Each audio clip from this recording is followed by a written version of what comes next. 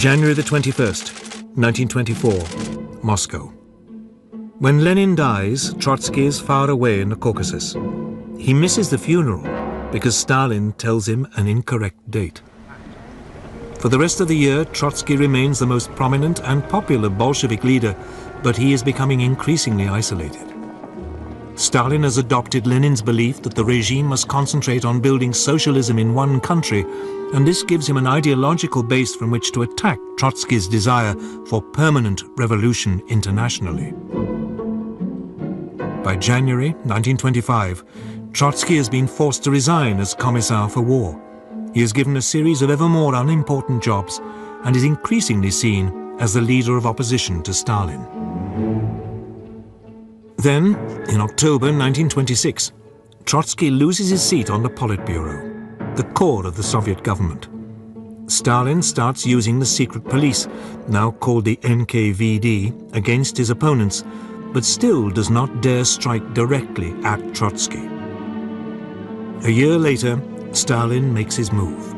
Trotsky and Zinoviev are expelled from the Central Committee, and then on November the 12th, 1927, from the Communist Party altogether. Barely 3 months later, in January 1928, Trotsky is exiled to Alma-Ata in Kazakhstan with his wife Natalia Sedova and son Leon Sedov. Stalin now adopts much more extreme policies. The first 5-year plan for rapid industrialization, the compulsory collectivization of agriculture, and forcible dispossession of major landowners, the kulaks. By February 1929, he's feeling secure enough to have Trotsky deported from the Soviet Union to Turkey. He settles near Istanbul and begins to write and speak out against Stalin, helped by Natalia and Leon Sedov. Soon Stalin realizes that letting his greatest critic go abroad and become a focus for communists opposed to his rule has been a mistake. He begins trying to infiltrate Trotsky's immediate entourage. In 1933, Trotsky is offered asylum in France by the socialist government of Edouard Daladier. In that same year, the pressure on Stalin's regime increases when the virulently anti-Bolshevik Adolf Hitler becomes Chancellor of Germany. He makes no secret of his determination to rebuild the military power of Russia's former enemy. During 1935, a change of government in France obliges Trotsky to move to Norway.